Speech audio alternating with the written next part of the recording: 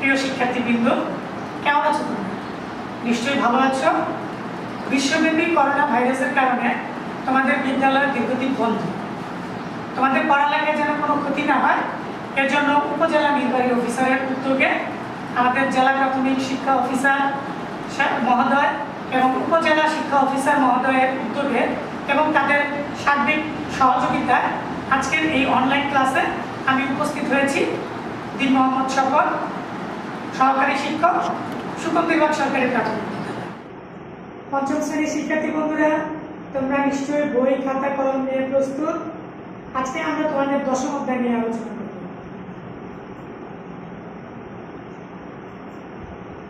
দেখো তো তোমরা কি দেখতে পাচ্ছ?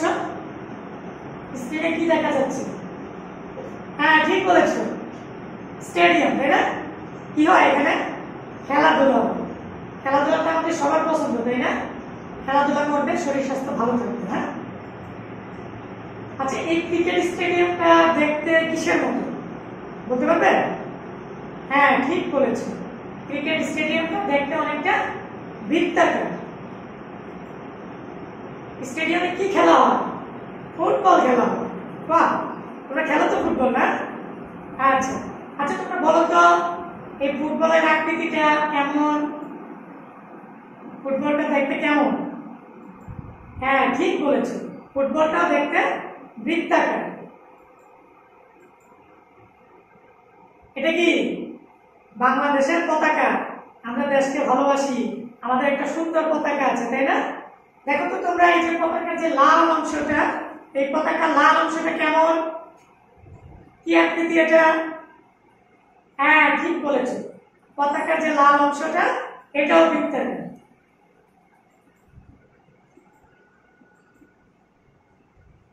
তোমরা সবাই এদিকে তাকাও। এতক্ষণে নিশ্চয়ই বুঝে গেছো আমাদের আজকের ক্লাস হচ্ছে জ্যামিতিক আকৃতি বৃত্ত।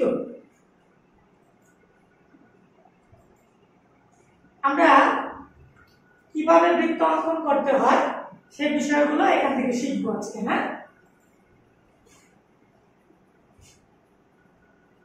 দেখো, বৃত্ত অঙ্কন করতে হলে আমাদেরকে প্রথমে কি লাগবে? আমাদের একটা পেন্সিল লাগবে, তারপরে একটা পিন লাগবে, পুষ্পিন, এরপরে দুই পাশে ছিদ্রওয়ালা একটা আয়তাকৃতি একটা কাগজ লাগবে। কাগজটা শক্ত হলে ভালো হবে। এখন দেখো আমরা কিভাবে এইগুলো দিয়ে ব্যবহার করে বৃত্ত আঁকবো। তোমরা স্ক্রিনে খেয়াল করো, আমরা প্রথমে ওই আয়তাকার যে কাগজটা এটা পুষ্পিনে দিয়ে খাতার মধ্যে একটুখানি গেঁথে দেব। তারপরে আরেকটা যে প্রান্ত আছে ওই প্রান্তে পেন্সিলটাকে সেট করে নেব। এরপরে আমরা আস্তে আস্তে করে ঘুরাবো। একটু দেখি আমরা কি করব। পুষ্পিন গেঁথে দিলাম, এরপরে আমরা আয়তাকার কাগজটিকে পেন্সিল দিয়ে এভাবে ঘুরাবো। চমৎকার একটি বৃত্ত হয়ে গেল, তাই না?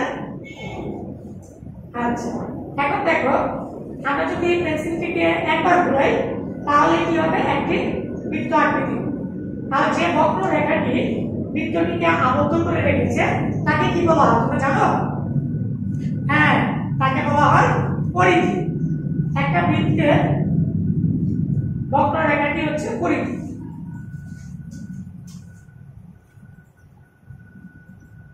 এবার দেখো তোমরা স্ক্রিনে খেয়াল করো, পরিধির প্রতিটি বিন্দুর দূরত্ব কি কেন্দ্র থেকে সবসময় সমান হবে?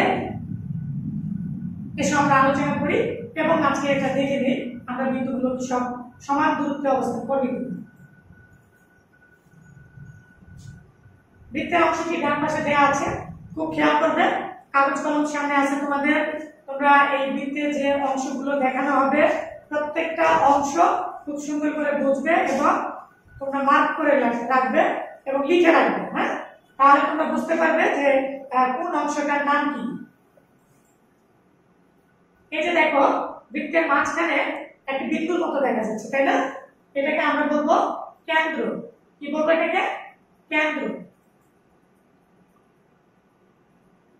এরপর দেখো কেন্দ্র থেকে পরিধি পর্যন্ত আমরা যে রেখাটা টেনে নিলাম এই রেখাটিকে কি বলবো? খেয়াল রাখতে হবে এটি কেন্দ্র থেকে পরিধির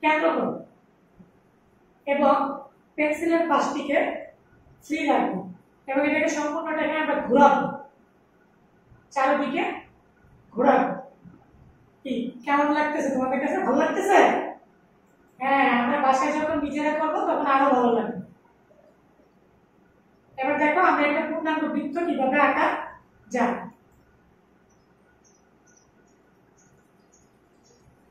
হ্যাঁ, চমৎকার একটা বৃত্ত হয়ে গেল, তাই না?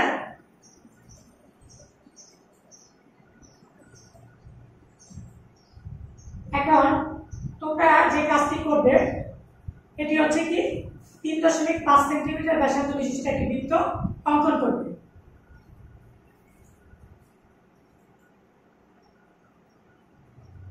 কি পাবে?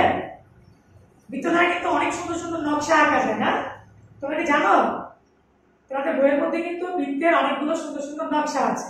আচ্ছা দেখি তো আমরা কি নকশাগুলো আছে। বৃত্ত দিয়ে আমরা কি এখানে যতগুলো অংশ সবগুলোই কিন্তু একটা বৃত্ত, কোনোটা ছোট বৃত্ত কোনোটা বড় বৃত্ত। এই বৃত্তগুলো দিয়ে দেখো কি সুন্দর নকশা আঁকা যায়। এরকম নকশা তোমরা বাসায় চেষ্টা করবে। হ্যাঁ, দেখো তো আরো তোমাদের বইয়ে আরেকটা নকশা আছে। হ্যাঁ,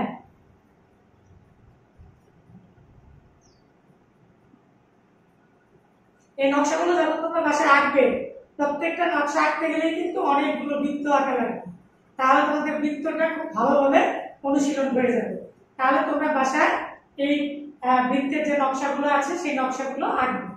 দেখো তোমাদের বইয়ের 109, 110 এবং 111 পৃষ্ঠা একটু ভালো করে দেখো। এই অংশগুলো আমরা যা আলোচনা করলাম এতক্ষণ সবগুলো অংশই কিন্তু এখানে আছে। তাহলে তোমরা এগুলো বাসায় একটু ভালো করে পড়বে।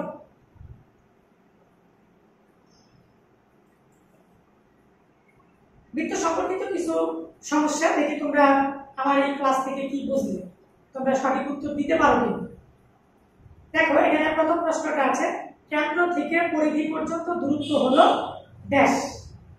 তাহলে কেন্দ্র থেকে পরিধি পর্যন্ত দূরত্বকে আমরা কি বলবো? গুড। কেন্দ্র থেকে পরিধি পর্যন্ত দূরত্বকে আমরা বলবো ব্যাসার্ধ। তারপরে প্রশ্নটা দেখো, পরিধির একটি অংশ হলো ড্যাশ। আমরা কিন্তু আলোচনা করেছি, তোমরা যারা মনোযোগ দিয়ে শুনেছো তোমাদের কিন্তু পারার কথা। হ্যাঁ ঠিক বলেছো, পরিধির একটি অংশকে আমরা কি বলবো? বৃত্তচাপ বলবো। আচ্ছা এরপরে যে সমস্যাটা আছে দেখো, একটি রেখাংশ যা এর দুইটি প্রান্ত বিন্দু যোগ করে তাকে কি বলবো? হ্যাঁ, তাকে আমরা যা বলবো। এরপরে দেখো, যদি বৃত্তের কেন্দ্র দিয়ে যায় তাহলে সেই যাকে আমরা কি বলতে পারি? বলেছি কিন্তু। হ্যাঁ ঠিক বলেছো, তাকে আমরা ব্যাস বলবো। আর ব্যাস ব্যাসার্ধের দ্বিগুণ। দেখো সর্বশেষ যে প্রশ্নটি আছে, যদি ড্যাশ 10 সেন্টিমিটার হয় তাহলে ড্যাশ হবে ড্যাশ। বুঝতে পেরেছ? একটু চিন্তা করো। হ্যাঁ ঠিক আছে, যদি ব্যাস 10 সেন্টিমিটার হয় তাহলে ব্যাসার্ধ হবে 5 সেন্টিমিটার। বুঝতে পেরেছ না? আচ্ছা এখন দেখো ডান পাশে চিত্র অনুযায়ী আমরা একটা বাক্সে একই প্রকারের 5টা থালা রাখলাম। দেখতে পাচ্ছ তো তোমরা চিত্রটা? এই যে কোন নাম্বার যে চিত্রটা, হ্যাঁ একই পাশে 5টি থালা রাখলাম। এখন প্রত্যেক থালার ব্যাসার্ধ 8 সেন্টিমিটার হলে এর দৈর্ঘ্য কত হবে? কি বলতে পারো? আচ্ছা আমি একটু সাহায্য করছি তোমাদের। দেখো প্রথম যে থালাটা, আমরা যদি এটাকে চিন্তা করি তাহলে থালার মাঝখানে কেন্দ্র আছে এবং এখানে কি বলা হয়েছে? প্রত্যেক থালার ব্যাসার্ধ 8 সেন্টিমিটার। তাহলে ব্যাস হচ্ছে কত? 8 এর দ্বিগুণ 16 সেন্টিমিটার। তাহলে এখানে থালা আছে কয়টা? 5টা। তাহলে 5 16 80 সেন্টিমিটার। তাহলে এখানে সমস্যাটি সমাধান হচ্ছে কি 80 সেন্টিমিটার। আচ্ছা পরে দেখো 2 নম্বর প্রশ্নটি আছে, যদি ক 80 সেন্টিমিটার হয় তাহলে প্রতিটি থালার ব্যাস নির্ণয় করো। প্রতিটি থালার ব্যাস নির্ণয় করো। আমরা আগে বলেছি এখানে যে প্রতিটি থালা এখানে যদি 80 সেন্টিমিটার হয়, এখানে সবগুলো মিলে তাহলে একটা হচ্ছে কত? 16 সেন্টিমিটার। তাহলে ব্যাস কত হবে? 16 সেন্টিমিটার। নিশ্চয়ই বুঝতে পেরেছো তোমরা? আচ্ছা এরপরে দেখো আরেকটি সমস্যা, নিচে আরেকটি চিত্র দেখা যাচ্ছে। এখানে বলেছে 4 সেন্টিমিটার ব্যাসার্ধ বিশিষ্ট সমান 5টি বৃত্ত আঁকা আছে। চিত্র অনুযায়ী কেন্দ্রগুলো যোগ করলে ক থেকে খ পর্যন্ত অঙ্কিত রেখাংশের মোট দৈর্ঘ্য নির্ণয় করবে। কি পারবে তোমরা? তাহলে ক কেন্দ্র থেকে শুরু হয়েছে, আমরা চিন্তা করি ক হচ্ছে প্রথম বৃত্তটা কেন্দ্র থেকে শুরু হলো, তাহলে কেন্দ্র থেকে এই পর্যন্ত এসে অর্থাৎ প্রথম বৃত্ত যখন শেষ তখন এই ব্যাসার্ধটার পরিমাণ হচ্ছে কত? 4 সেন্টিমিটার। তারপর আবার দ্বিতীয় বৃত্তের কেন্দ্র পর্যন্ত আরো 4 সেন্টিমিটার, তাহলে 4 আর 4 কত হলো? 8 সেন্টিমিটার। তাহলে প্রথম রেখাটা 8 সেন্টিমিটার, দ্বিতীয়টা 8 সেন্টিমিটার, পরেরটা 8 সেন্টিমিটার এবং পরেরটা 8 সেন্টিমিটার। তাহলে এখানে কয়টা রেখা আছে? 1 2 3 4, তাহলে 4টা 32 সেন্টিমিটার। এগুলো ছিল তোমাদের বইয়ের বিভিন্ন সমস্যা। শিক্ষার্থী বন্ধুরা, তাহলে কেমন লাগলো তোমাদের ক্লাসটি? যদি আমার ক্লাসটি ভালো লাগে তাহলে তোমরা ইউটিউবে 3 মোহাম্মদ স্বপন লিখে সার্চ দিবে, তাহলে আমার ক্লাস পেয়ে যাবে। আর নতুন ক্লাস পাওয়ার জন্য তোমরা আমাকে সাবস্ক্রাইব করবে এবং বন্ধুদের সাথে বেশি বেশি করে আমার ক্লাসগুলো শেয়ার করবে। আর যদি তোমাদের কোনো সমস্যা থাকে তাহলে তোমরা কমেন্ট বক্সে সমস্যাগুলো লিখে দিবে, আমি যখন পরবর্তী ক্লাস নিব তোমাদের সমস্যাগুলো সমাধান করে দেবো ইনশাআল্লাহ। তাহলে আজকের মতো শেষ করছি। আল্লাহ হাফেজ।